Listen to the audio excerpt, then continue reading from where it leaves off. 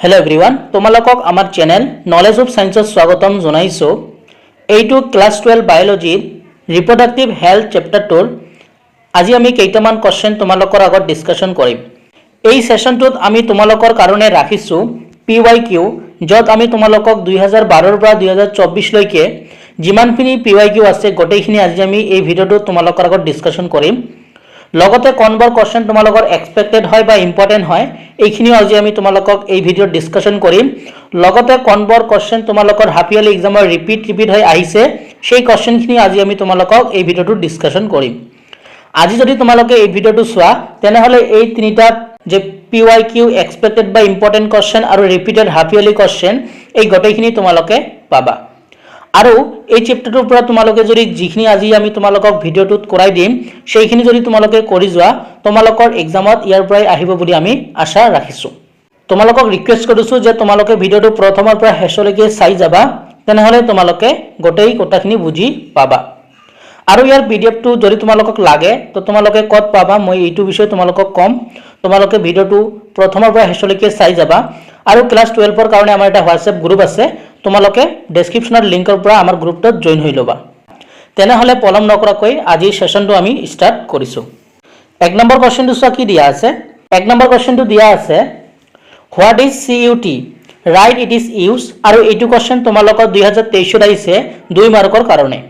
তো ইয়াৰ উত্তৰটো তোমালোকে লিখিবা CUT is an intrauterine device containing copper, which are inserted by doctor into the uterus through vagina. It is a form of long-term contraceptive method.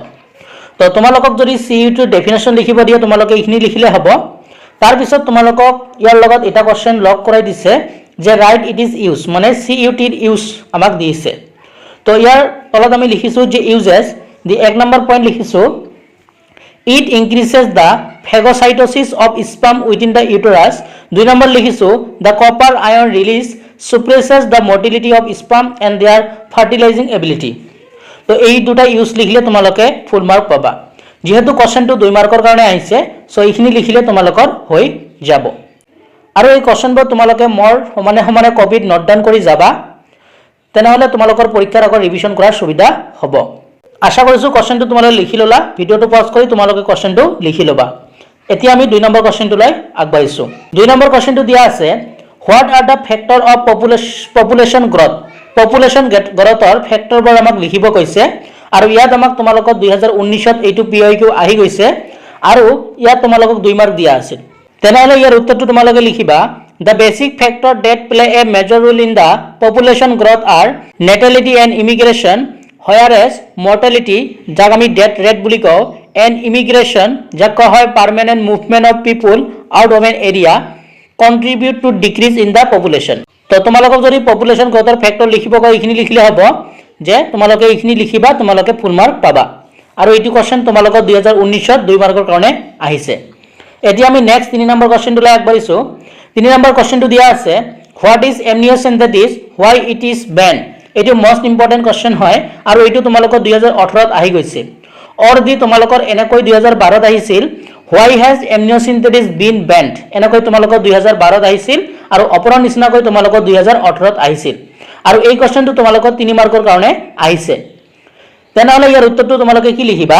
তো ইয়াৰ উত্তৰটো লিখিবা প্ৰথমে দিয়া আছে হোৱাট ইজ amniocentesis। তো ইয়াৰ কাৰণে লিখিবা amniocentesis is a medical procedure used in prenatal diagnosis of chromosomal abnormalities and fetal infection. This procedure is also used for sex determination. তো তোমালোকক যদি amniocentesis ডেফিনেশন বা কাক বলে লিখিব আহে এইখিনি লিখি দিলে হ'ব যে amniocentesis is a medical procedure used in prenatal diagnosis of chromosomal abnormalities and fetal infection. This procedure is also used for sex determination. তাৰ পিছত তোমালোকক ইয়াৰ সাইটত দি দিছে যে why it is banned বা why amniocentesis been banned। যদি এইখিনি আহে তেনেহলে তোমালোকে এই প্যাৰাগ্ৰাফটো লিখি দিবা যে this is banned in many countries because if the sex determination is of a girl then female foeticide is prone to happen. In this way it is possible to maintain the sex ratio in society. যে amniocentesis কিয় Ben কৰা হৈছে যদি লিখিব আহে তেনেহলে তোমালোকে এই তলৰ প্যাৰাগ্ৰাফটো লিখি দিবা। আৰু এইটো কোশ্চেন তোমালোকৰ পৰীক্ষাৰ কাৰণে বহুত ইম্পৰ্টেন্ট হয় আৰু এই কোশ্চেনটো তোমালোকৰ ফাইনাল এক্সামত কাৰণে ইম্পৰ্টেন্ট হয়। এইটো তোমালোকৰ আহিব পাৰে, সো তোমালোকে এই কোশ্চেনটো ভালকৈ পঢ়ি যাবা। নেক্সট তোমালোকে 4 নম্বৰ কোৱেশ্চনটো চোৱা কি দিয়া আছে। এইটো এটা ইম্পৰ্টেণ্ট কোৱেশ্চন হয়, why sex education necessary in school. তো স্কুলত সেক্স এডুকেশ্যনটো কিয় নেচেচাৰী তাৰ কাৰণে আমাক এইটো লিখিব কৈছে। এই কোৱেশ্চনটো তোমালোকৰ 2015 আহিছে 2 মাৰ্কৰ কাৰণে।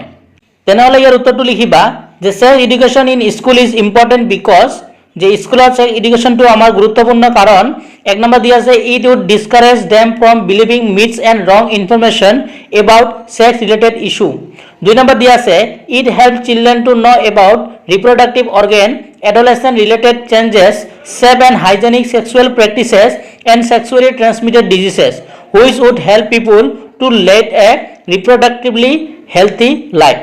আৰু এই কোৱেশ্চনটো তোমালোকৰ বহুত ইম্পৰ্টেণ্ট হয়, তোমালোকৰ ফাইনেল এক্সামৰ কাৰণে এই কোৱেশ্চনটো বহুত ইম্পৰ্টেণ্ট হয় আৰু তোমালোকৰ প্ৰি ফাইনেল এক্সামৰ কাৰণেও ইম্পৰ্টেণ্ট হয়। আৰু এই কোৱেশ্চনটো তোমালোকৰ 2015 2 মাৰ্কৰ কাৰণে আহিছে, সো এই কোৱেশ্চনটো তোমালোকে ভালকৈ পঢ়ি যাবা। নেক্সট 5 নম্বৰ কোৱেশ্চনটো চোৱা কি দিয়া আছে। 5 নম্বৰ কোৱেশ্চনটো দিয়া আছে why does CUT act as an effective contraceptive. আৰু এই কোৱেশ্চনটো তোমালোকৰ HS 2013 আহি গৈছে 2 মাৰ্কৰ কাৰণে।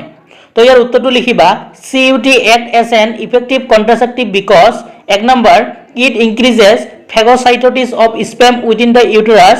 2 নম্বৰটো লিখিবা the copper ion releases suppresses the motility of sperm and their ability fertilizing ability। এই কোৱেশ্চনটো তোমালোকৰ 2013 আহিছে 2 মাৰ্কৰ কাৰণে। নেক্সট 6 নম্বৰ কোৱেশ্চনটো চোৱা কি দিয়া আছে। 6 নম্বৰটো তোমালোকৰ মোস্ট ইম্পৰ্টেণ্ট কোৱেশ্চন হয় যে what are the sexually transmitted diseases, mention the various causes of this disease. আৰু এই কোৱেশ্চনটো তোমালোকৰ HS 2022 আৰু 2024 আহিছে 3 মাৰ্কৰ কাৰণে। তো ইয়াৰ কাৰণে তোমালোকে উত্তৰটো লিখিবা sexually transmitted diseases are the disease that are mainly pass from one person to another during sexual intercourse. যদি তোমালোকৰ কোৱেশ্চন আহে যে what are sexually transmitted disease, তোমালোকে এইখিনি লিখিলে হ'ব। আৰু আমি তোমালোকক কেইটামান এক্সাম্পল দি দিছো, genital herpes, gonorrhoea, genital warts, syphilis, HIV etcetera are common sexually transmitted disease. আমি এইটো লিখি দিছো, লিখিলে তোমালোকে ভাল মাৰ্ক পাবা। তো সেক্সুয়ালি ট্ৰান্সমিটেড ডিজিজ আহিলে তোমালোকে এইখিনি লিখি দিবা। তাৰ পিছত তোমালোকক দিয়া আছে যে mention the various causes of this disease. এই ডিজিজটো হোৱাৰ কাৰণে কেইটামান কাৰণ তোমালোকক লিখিব কৈছে। তেনেহ'লে এইটো আমি তলত লিখিছো যে STD are caused mainly by 1 number লিখিছো sharing contaminated needle, surgical instrument etc. with infected person। 2 number লিখিছো unprotected sexual contact with an infected person। 3 number লিখিছো blood transfusion আৰু 4 নম্বৰ লিখিছো from infected mother to fetus। তো এই চাৰিটা হৈছে তোমালোকৰ সেক্সুয়ালি ট্ৰান্সমিটেড ডিজিজৰ কাৰণ। তো এই চাৰিটাৰ ভিতৰত তোমালোকে চাৰিটা লিখি দিবা, তেনেহ'লে তোমালোকে ফুল মাৰ্ক পাবা। তো তোমালোকে এইটো এনসাৰ লিখিবা, এইটো কোৱেশ্চন মোস্ট ইম্পৰ্টেণ্ট হয় তোমালোকৰ ফাইনেল এক্সামৰ কাৰণে। আৰু কোৱেশ্চন আছে, এই কোৱেশ্চনবোৰ আজি আমি তোমালোকক আৰু এই ভিডিঅ'টোত কৰাই নিদিওঁ, এইটো আমি নেক্সট এটা সেশনত তোমালোকক লৈ আনিবলৈ ট্ৰাই কৰিম। আশা কৰিছোঁ আজি ভিডিঅ'টো তোমালোকে ভাল পালা আৰু এই ভিডিঅ'ত যিমানখিনি কোৱেশ্চন কৰালো সেই কোৱেশ্চনবোৰ মোস্ট ইম্পৰ্টেণ্ট হয় তোমালোকৰ ফাইনেল এক্সাম আৰু প্ৰি ফাইনেল এক্সামৰ কাৰণে। আশা কৰিছোঁ আজি ভিডিঅ'টো ভাল পালা। যদি ভিডিঅ'টো ভাল পালা তেনেহ'লে তোমালোকৰ বন্ধুবৰ্গলৈ শ্বেয়াৰ কৰি দিবা আৰু তোমালোকে আমাৰ চেনেলটো সাবস্ক্ৰাইব কৰি ৰাখিবা। আৰু ক্লাছ 12ৰ কাৰণে আমাৰ এটা হোৱাটছএপ গ্ৰুপ আছে, ডেছক্ৰিপশ্যনত লিংক দি দিম, তাৰ পৰা তোমালোকে আমাৰ হোৱাটছএপ গ্ৰুপটোত জইন হৈ ল'বা। আৰু যদি কাৰোবাক এই ক্লাছৰ PDF-টো লাগে তেনেহ'লে তোমালোকে আমাক এই নম্বৰটো মেছেজ কৰিবা 6001745135। এই নম্বৰটোত তোমালোকে মেছেজ কৰিবা আৰু এই PDF-টোত এইখিনি যদি পঢ়ি যোৱা তোমালোকে ইয়াৰ পৰা ফাইনেলত আহিব বুলি আমি আশা ৰাখিছোঁ। তো ইয়াতে আমি কি ৰাখিছোঁ আকৌ এবাৰ কৈছোঁ, PYQ ৰাখিছোঁ, এক্সপেক্টেড বা ইম্পৰ্টেণ্ট কোৱেশ্চন ৰাখিছোঁ আৰু ৰিপিটেড হাফ ইয়াৰলি কোৱেশ্চন ৰাখিছোঁ। সো যদি তোমালোকক PDF-টো লাগে তেনেহ'লে আমাৰ সেই নম্বৰটো 6001745135 এই নম্বৰটোত তোমালোকে কণ্টেক্ট কৰিবা। তেনেহ'লে আজি ভিডিঅ'টো আমি ইয়াতে সামৰিছোঁ। নতুন এটা ভিডিঅ'ৰ লগত তোমালোকৰ লগত পুনৰ দেখা দেখি হ'ম। ভিডিঅ'টো চোৱাৰ কাৰণে তোমালোকক ধন্যবাদ জনাইছোঁ।